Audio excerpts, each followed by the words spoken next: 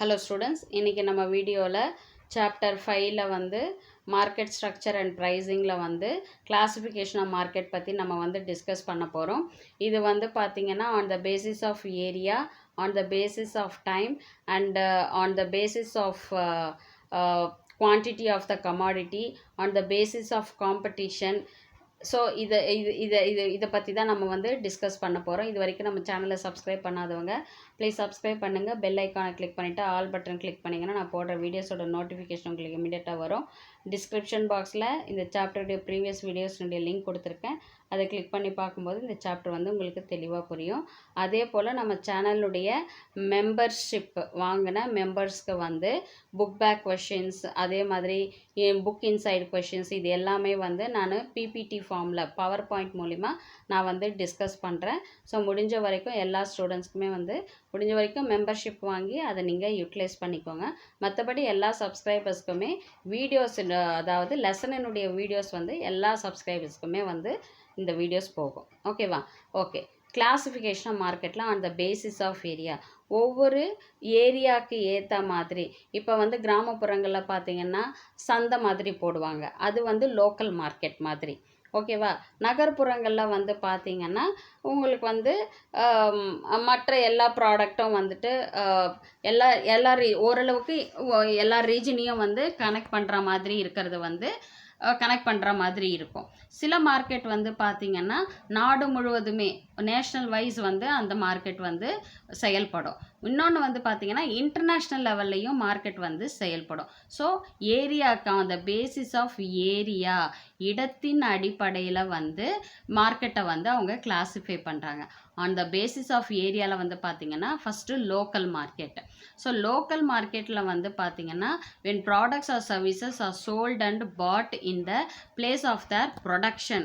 So ப்ராடக்டை produce பண்ணுற அந்த இடத்துல இருந்தே பார்த்திங்கன்னா பையிங் அண்ட் செல்லிங் வந்து நடக்கும். அதுதான் வந்து லோக்கல் மார்க்கெட். இப்போ நான் சொன்ன மாதிரி சந்தை போடுறாங்கன்னா கிராமப்புறங்களில் அங்கே விளைவிச்ச காய்கறிகள், பழங்கள், பூக்கள், இது எல்லாத்தையுமே எடுத்துகிட்டு வந்து என்ன பண்ணுறாங்க, இமீடியட்டாக அவங்க வந்து ஊருக்குள்ளே இருக்கக்கூடிய சந்தையில் வந்து அவங்க விற்றுருவாங்க. ஓகேவா? ப்ரொடியூஸ் பண்ணி பக்கத்தில் இருக்க ஒரு சந்தையில் வந்து கொண்டு வந்து அந்த ப்ராடக்ட்ஸை வந்து விற்றுருவாங்க. மோஸ்ட்லி இது எந்த மாதிரியான ப்ராடக்ட்ஸ் அப்படி இருக்குன்னா பெரிஷபிள்னால் அழுகக்கூடிய பொருட்கள். அது பால் பொருளாக இருக்கலாம், இல்லை வந்து பூக்களாக இருக்கலாம், வெஜிடபிள்ஸாக இருக்கலாம், ஃப்ரூட்ஸாக இருக்கலாம். ஸோ இந்த மாதிரி ப்ராடக்ட்ஸ் எல்லாம் வந்து பார்த்திங்கன்னா எங்கே அதிகமாக விற்பனை செய்யப்படும் அப்படின்னு பார்த்திங்கன்னா அது வந்து லோக்கல் மார்க்கெட் அப்படின்னு சொல்லுவோம். அடுத்தது ப்ரொவின்ஷியல் மார்க்கெட். ப்ரொவின்ஷியல் மார்க்கெட் அப்படின்றது வந்து பார்த்திங்கன்னா ஒரு பர்டிகுலர் ஏரியாவுக்குள்ளே மட்டும் வந்து பார்த்திங்கன்னா அந்த ப்ராடக்டை வந்து சேல்ஸு ஆகிறதோ, அதை செல் பண்ணுறதோ இல்லை வந்து பை பண்ணுறதோ வந்து அந்த இடத்துல நடக்கும். ஸோ இதுக்கு வந்து எக்ஸாம்பிள் வந்து சொல்லியிருக்கிறது பார்த்திங்கன்னா provincial news paper, local news paper அப்படின்னு சொல்லுவோம் இல்லையா. ஒரு பர்டிகுலர் ஏரியாவை மட்டும் அவங்க கவர் பண்ணி அங்கே நடக்கக்கூடிய நிகழ்வுகளை மட்டும் வந்து அந்த நியூஸ் பேப்பரில் வந்து போடுவாங்க. ஓகேவா? அப்போ வந்து ஒரு பர்டிகுலர் ஏரியா மட்டும்தான் வந்து அவங்க கவர் பண்ணுவாங்க. அதை தான் ப்ரொவின்ஷியல் மார்க்கெட் அப்படின்னு நம்ம சொல்லுவோம். அடுத்தது நேஷ்னல் மார்க்கெட் அப்படின்றது வந்து ஒரு சில ப்ராடக்ட்ஸ் எல்லாத்தையுமே நிறைய பொருட்கள் வந்து பார்த்திங்கன்னா நேஷ்னல் வைடு எல்லாருமே யூஸ் பண்ணுவாங்க இல்லையா. நாடு முழுவதுமே அந்த பொருட்களை வாங்குறதும் விற்கிறதும் வந்து நடக்கும்.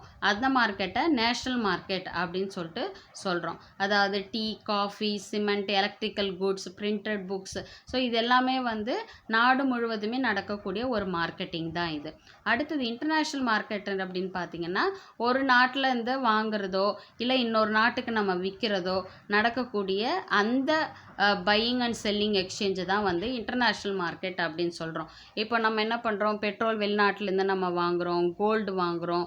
ஸோ இதெல்லாம் வந்து பார்த்திங்கன்னா examples of international market. So இது வந்து பார்த்திங்கன்னா on the basis of area. அடுத்தது வந்து பார்த்திங்கன்னா on the basis of time, காலத்தின் அடிப்படைக்கு ஏற்ற மாதிரி எப்படி வந்து மார்க்கெட்டை வந்து கிளாஸிஃபை பண்ணுறாங்க.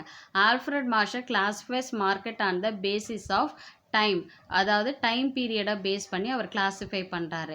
Time here refers to the nature of the factors such as fixed factors and variable factors used in the production process and how the supply of the products meets with varying demand situations in the determination of the price of the products. So இந்த இடத்துல இவர் time அப்படின்றத வந்து refer பண்ணுறது வந்து பார்த்திங்கன்னா காலம் அப்படின்னு மட்டும் எடுத்துக்காம என்ன மாதிரியான மாற்றங்களை கொண்டு வந்து அந்த ப்ராடக்டை நம்ம ப்ரொடியூஸ் பண்ணி அந்த ப்ராடக்ட்டுக்கான டிமாண்ட் என்னன்னு தெரிஞ்சுக்கிட்டு அதற்கான ப்ரைஸை வந்து நம்ம ப்ராடக்டில் ஃபிக்ஸ் பண்ணி அந்த பொருளை வந்து மார்க்கெட்டில் சப்ளை பண்ணுறது. இதெல்லாம் வந்து பார்த்திங்கன்னா காலம் அப்படின்ற அடிப்படையில் இவர் வந்து மென்ஷன் பண்ணுறாரு. இப்போது நார்மலாக ஒரு ப்ராடக்டை ப்ரொடியூஸ் பண்ணுறோன்னா அதாவது fixed factors and variable factors ரெண்டுத்தையுமே நம்ம வந்து யூஸ் பண்ணுறோம். ஃபிக்ஸட் ஃபேக்டர்ஸ் அப்படின்றது வந்து பார்த்திங்கன்னா லேண்ட் அண்ட் பில்டிங்ஸ் இதெல்லாம் தான் ஃபிக்ஸட் ஃபேக்டர்ஸ்னு சொல்கிறோம். வேரியபிள் ஃபேக்டர்ஸ் அப்படின்றது வந்து ரா மெட்டீரியல், லேபர், கேபிட்டல் இதெல்லாம் வந்து பார்த்திங்கன்னா நம்ம அந்த ப்ராடக்ட்ஸை ப்ரொடியூஸ் பண்ணுறதுக்கு ஏற்ற மாதிரி நம்ம வந்து அதை மாற்றி அமைக்கிறோம். ஓகேவா? அதனால தான் நம்ம அதை வந்து வேரியபிள் ஃபேக்டர்ஸ் அப்படின்னு சொல்லிட்டு சொல்கிறோம். ஓகேவா? அதன் அடிப்படையில் வந்து பார்த்திங்கன்னா நம்ம மார்க்கெட்டை வந்து கிளாஸிஃபை பண்ணியிருக்காங்க. டைம் அப்படின்ற பேசிஸில் கிளாஸிஃபை பண்ணியிருக்காங்க. Very short period market or market period, அதாவது ரொம்ப குறுகிய காலகட்டத்துக்கான மார்க்கெட் அப்படின்னு மென்ஷன் பண்ணுறாங்க. அதாவது it occurs when with the available time the quantity supplied of a product cannot be increased. அதாவது ஒரு குறிப்பிட்ட காலகட்டத்துக்குள்ளேயே நம்ம ப்ராடக்டை வந்து அதிகப்படியாக வந்து ப்ரொடியூஸ் பண்ணி சப்ளை பண்ண முடியுமா அப்படின்னா கண்டிப்பாக வந்து முடியவே முடியாது. ஸோ ஹியர் இந்த இடத்துல வந்து சப்ளை கர்வ் எப்படி இருக்கும்னா வெர்டிக்கலாக இருக்கும். ஓகேவா? சப்ளை கர்வ் வந்து ஒரு நேர்கோட்டாக இருக்கும். It is inelastic. கண்டிப்பாக வந்து சப்ளை ஆஃப் த ப்ராடக்ட் வந்து எப்படி இருக்கும்? ஃபிக்ஸடாக தான் இருக்கும் இல்லையா? இப்போ நான் ஒரு 100 ப்ராடக்டை ப்ரொடியூஸ் பண்ணி விற்க போகிறேன்னா அந்த 100 ப்ராடக்டை மட்டும்தான் அந்த ஷார்ட் பீரியட்குள்ளே என்னால் ப்ரொடியூஸ் பண்ண முடியும். அதை தான் என்னால் சப்ளை பண்ணி விற்க முடியும், சேல் பண்ண முடியும். அப்போது என்னுடைய சப்ளை கர்வ் எப்படி இருக்கும் அப்படின்னா வெர்டிக்கலாக இருக்கும். அண்ட் அது வந்து இன்எலாஸ்டிக், அதனுடைய இழுவைத்தன்மை வந்து எப்படி இருக்கும்? இன்எலாஸ்டிக்காக இருக்கும். In this market the demand force is more active than the supply force in the determination of the price. So அந்த ப்ராடக்டினுடைய டிமாண்ட் ஆகட்டும் சரி, ப்ரைஸ் ஆகட்டும் சரி, what ever it may be, ஆனால் நம்மளுடைய சப்ளை ஆஃப் த ப்ராடக்ட் வந்து எப்படி இருக்கும்? ஃபிக்ஸடாக தான் இருக்கும். For example, given and inelastic supply for food and increase in its demand as for example during a flood situation rises the price of. இப்போ ஒரு வெள்ளம் ஏற்படுது அப்படின்னா அப்போ வந்து கண்டிப்பாக அந்த உணவுப் பொருட்களுக்கான விலையையும் ஆட்டோமேட்டிக்காக வந்து அதிகப்படுத்திடுறாங்க. என்ன தான் விலையை வந்து அதிகப்படுத்தினாலும் அதுக்கான டிமாண்ட் வந்து ஏற்பட்டாலும் எவ்வளோ ப்ராடக்ட்ஸ் ஆஃப் ஃபுட்டை உணவுப் பொருளை சப்ளை பண்ண முடியுமோ அவ்வளோதான் வந்து சப்ளை பண்ண முடியும். இதுதான் வந்து வெரி ஷார்ட் பீரியட் மார்க்கெட். அந்த பர்டிகுலர் பீரியடுக்குள்ளே நடக்கக்கூடிய அந்த டிமாண்ட் அண்ட் சப்ளை, அந்த பொருட்களுக்கான விலை, இதை சொல்கிறது தான் வெரி ஷார்ட் பீரியட் மார்க்கெட் அப்படின்னு சொல்கிறோம். அடுத்தது ஷார்ட் பீரியட் மார்க்கெட். இது வந்து பார்த்திங்கன்னா கம்பேரிட்டிவ்லி வெரி ஷார்ட் பீரியடை கம்பேர் பண்ணும்பொழுது இது வந்து கொஞ்சம் அதில் வந்து ஒரு சேஞ்சஸ் ஏற்படும்.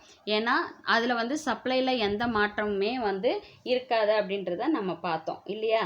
அதே மாதிரி ப்ரொடக்ஷன் ப்ராசஸ்லேயும் வந்து ரொம்ப பெரிய மாற்றங்கள் வந்து இருக்காது.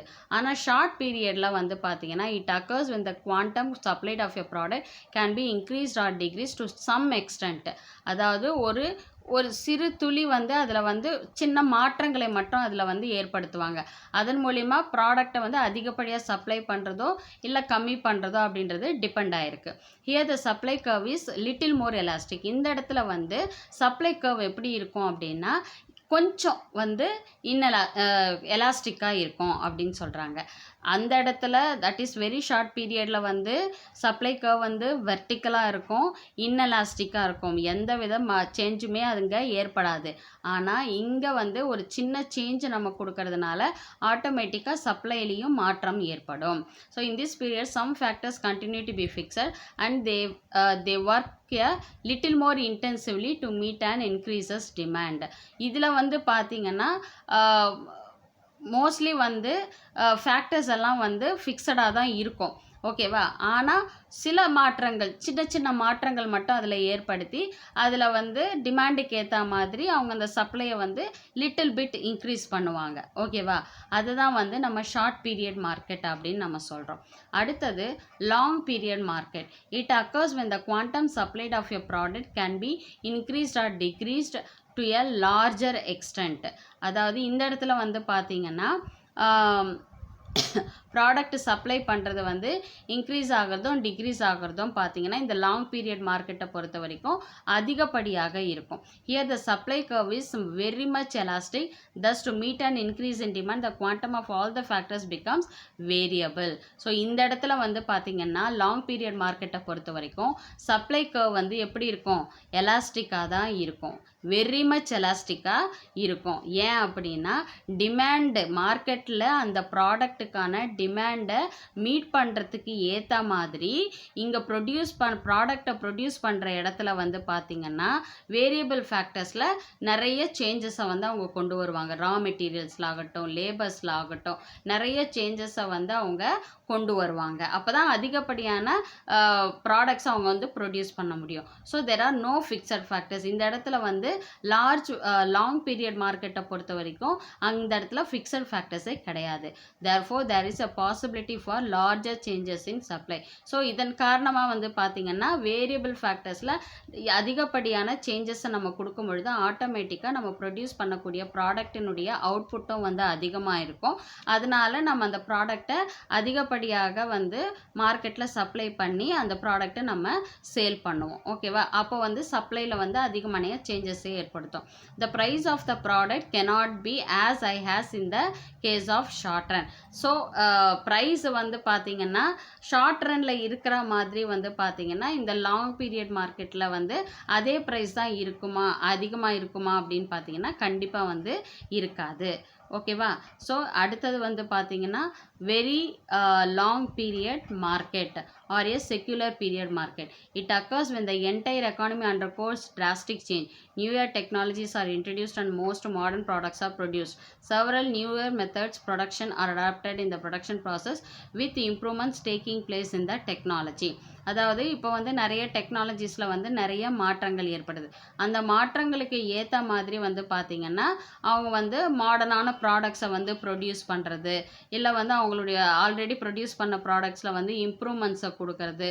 ஸோ இந்த மாதிரி விஷயங்கள்லாம் வந்து பார்த்திங்கன்னா நடக்கக்கூடிய மார்க்கெட்டு தான் வெரி லாங் பீரியட் மார்க்கெட் அப்படின்னு சொல்லிட்டு சொல்கிறோம். ஸோ இது வந்து பார்த்திங்கன்னா பொருளாதார ரீதியாக வந்து டிராஸ்டிக்காக சில சேஞ்சஸை வந்து ஏற்படுத்தும். இப்போ வந்து ஃபார் எக்ஸாம்பிள் இங்கே சொல்லியிருக்கிறது ஃபஸ்ட்டெல்லாம் வந்து பார்த்திங்கன்னா டேப் ரெக்கார்டரில் கேசட் மாதிரி போட்டு தான் வந்து பாட்டெல்லாம் கேட்டுட்ருந்தோம். அதே போல் பார்த்திங்கன்னா வீடியோ பிளேயரில் வந்து பெரிய கேசட் மாதிரி இருக்கும், அதை போட்டு தான் படத்தை பார்த்துட்டு இருந்தாங்க. அதுக்கப்புறம் பார்த்திங்கன்னா ஃப்ளாப்பீஸ் மாதிரி கம்ப்யூட்டர் வந்தது, கம்ப்யூட்டரில் யூஸ் பண்ண ஃப்ளாப்பீஸ் வந்து யூஸ் பண்ணிகிட்டு இருந்தோம். அதுக்கு அடுத்த வருஷனாக டெக்னாலஜியாக நம்ம சிடிஸ் யூஸ் பண்ணிட்டு சிடி டிவிடிஸ் எல்லாம் நம்ம யூஸ் பண்ணிகிட்டு இருந்தோம். அதுக்கப்புறம் வந்து பார்த்திங்கன்னா பென்ட்ரைவ்ஸ் வர ஆரம்பிச்சுது. பென்ட்ரைவ்ஸ்க்கு அப்புறம் இப்போல்லாம் என்ன பண்ணுறோம், வாட்ஸ்அப்லேயே நம்ம எல்லாத்தையும் ஷேர் பண்ணிக்கிறோம், நம்ம வந்து பிரிண்ட் அவுட்ஸ் எடுக்கிறது செய்கிறது எல்லாமே நம்ம பண்ணுறோம். ஸோ டெக்னாலஜிக்கு ஏற்ற மாதிரி வந்து பார்த்திங்கன்னா நம்மளுடைய ப்ரொடக்ஷன் வந்து பார்த்திங்கன்னா சிம்பிளிஃபை ஆகுது, மாடர்னைஸ் ஆகுது. இதெல்லாம் வந்து வெரி லாங் பீரியட் மார்க்கெட்டில் வந்து இது நடக்குது அப்படின்னு சொல்லிட்டு சொல்கிறாங்க. அடுத்தது வந்து பார்த்திங்கன்னா on the basis of quantity of commodity, பொருளினுடைய குவான்டிட்டியை பொறுத்து.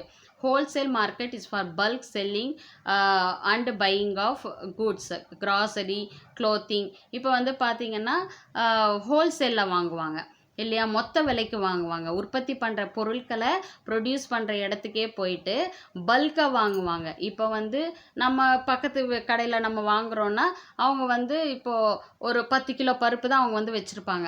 ஆனால் ஹோல்சேலில் இருக்கவங்க என்ன பண்ணுவான்னா மூட்டை கணக்கில் வந்து அவங்க உற்பத்தி பண்ணுற இடத்துலேருந்து வாங்கிட்டு அந்த ஹோல்சேலில் இருக்கிறவங்க வந்து இந்த சில்லறை கடைக்காரங்களுக்கு விற்றுருவாங்க. ஓகேவா? அந்த குவான்டிட்டியை பேஸ் பண்ணி மார்க்கெட் வந்திருக்கு. இதுதான் ஹோல்சேல் மார்க்கெட் அப்படின்னு நம்ம சொல்லுவோம். So the price is likely to be low compared to retail market. 10 kilo பருப்பை வச்சுட்டு விற்கிறவங்க கொஞ்சம் லாபம் வச்சு விற்பாங்க. ஆனால் இதுவே ஹோல்சேல் மார்க்கெட்டில் வந்து நம்ம போய் வாங்கினோன்னா ரீட்டைல் மார்க்கெட்டை வாங்குறத விட ஹோல்சேல் மார்க்கெட்டில் அந்த பொருளின் விலை வந்து எப்படி இருக்கும், கம்மியாக தான் இருக்கும். ஓகேவா? So retail market is for selling or buying of commodities in small quantities. கம்மியான குவான்டிட்டியில் வந்து பொருட்களை விற்கிற இடத்த தான் நம்ம என்னன்னு சொல்கிறோம், ரீட்டைல் மார்க்கெட், சில்லறை வியாபாரம் அப்படின்னு சொல்லிட்டு சொல்கிறோம். ஓகேவா? சில்லறை மார்க்கெட் அப்படின்னு, சில்லறை சந்தை அப்படின்னு நம்ம சொல்கிறோம். ஸோ அது வந்து குவான்டிட்டியை பேஸ் பண்ணி வந்து மார்க்கெட்டை வந்து கிளாஸிஃபை பண்ணுறாங்க. அடுத்தது பார்த்தீங்கன்னா on the basis of competition, அதாவது perfect competition market, imperfect competition market, which comprises monopoly market, monopolistic competition market, duopoly market, oligopoly market, இது மாதிரி different types of competitions base பண்ணி ஓகேவா, அதை பேஸ் பண்ணி வந்து பார்த்தீங்கன்னா மார்க்கெட் வந்து என்ன ஆகுதுன்னா டிஃபைன் பண்ணுறாங்க. இப்போ firm and industry, a firm refers to a single production unit in an industry producing a large or a small quantum of a commodity or service and selling it at price in the market. Its main objective is to earn a profit. There may be other objectives as described by managerial and behavior theories of the firm. Industry, an industry refers to a group of firms producing the same product or service in the economy. For example, a group of firms producing cement is called cement industry. இப்போ firm அப்படின்றது வந்து பார்த்தீங்கன்னா ஒரு particular product யூனிட்டை மட்டும் அவங்க என்ன பண்ணுவாங்க, ப்ரொடியூஸ் பண்ணுவாங்க. அதிக அளவில் வந்து அவங்க வந்து ப்ரொடியூஸ் பண்ணுவாங்க. அதை வந்து மார்க்கெட்டில் வந்து அவங்க சேல் பண்ணுவாங்க. ஓகேவா, அதன் மூலிமா அவங்க வந்து லாபத்தை வந்து ஏர்ன் பண்ணுவாங்க. இண்டஸ்ட்ரி அப்படின்றது என்ன அப்படின்னு வந்து பார்த்தீங்கன்னா குரூப் ஆஃப் ஃபர்ம்ஸ், அதாவது டிஃப்ரெண்ட் டைப்ஸ் ஆஃப் ஃபர்ம்ஸ் இருக்கும் இல்லையா, ஆர்கனைசேஷன்ஸ் இருக்கும் இல்லையா, அதை தான் நம்ம என்னன்னு சொல்கிறோன்னா இண்டஸ்ட்ரின்னு சொல்கிறோம். இப்போ வந்து ஒரு ஃபேக்ட்ரியில் வந்து இண்டஸ்ட்ரியில் வந்து சிமெண்ட் தயாரிக்கிறாங்க அப்படின்னா அந்த பர்டிகுலர் சிமெண்ட் மட்டும் டிஃப்ரெண்ட் நேமில் வந்து பார்த்திங்கன்னா அதே சிமெண்ட்டை வந்து அவங்க என்ன பண்ணுவாங்க, ப்ரொடியூஸ் பண்ணுவாங்க. ஓகேவா, ஸோ அப்படி இந்த டிஃப்ரெண்ட் டைப் ஆஃப் ஃபர்ம்ஸை வந்து குரூப்பாக வந்து இணைக்கிறது தான் வந்து பார்த்தீங்கன்னா நம்ம என்னன்னு சொல்கிறாங்கன்னா இண்டஸ்ட்ரி அப்படின்னு சொல்கிறாங்க. ஒரே ப்ராடக்டை பல பேர் வந்து ப்ரொடியூஸ் பண்ணுவாங்க. ஓகேவா, அதை குரூப் பண்ணி நம்ம சொல்கிறது தான் இண்டஸ்ட்ரி அப்படின்னு சொல்லிட்டு சொல்கிறோம். இதுதான் வந்து ஃபர்ம் அண்ட் இண்டஸ்ட்ரீஸ்க்கான டிஃப்ரென்ஸு. ஓகேவா, ஸோ இதில் வந்து பர்ஃபெக்ட் காம்படிஷன், மோனோபொலியாக தனித்துவமாக இருந்து அவங்க ப்ராடக்டை ப்ரொடியூஸ் பண்ணி அவங்க விற்கிறவங்களுக்கான ஒரு மார்க்கெட்டாக இருக்கும். இல்லை வந்து ஒரே ப்ராடக்டை, இப்போ சோப்புன்னா நிறைய வெரைட்டிஸ் இருக்குது, நிறைய கம்பெனிஸ் இருக்குது. ஸோ அந்த காம்படிஷனை பேஸ் பண்ணி வந்து மார்க்கெட் வந்து என்ன ஆகுது, கிளாஸிஃபை ஆகுது அப்படின்னு சொல்கிறாங்க. ஸோ இதுதான் வந்து பார்த்திங்கன்னா கிளாஸிஃபிகேஷன் ஆஃப் மார்க்கெட். இதில் ஏதாவது உங்களுக்கு டவுட்ஸ் இருந்துச்சுன்னா கமெண்ட் செக்ஷனில் கமெண்ட் பண்ணுங்கள். உங்கள் டவுட்ஸை நான் கிளாரிஃபை பண்ணுறேன். நெக்ஸ்ட் வீடியோவில் பார்க்கலாம். தேங்க்யூ.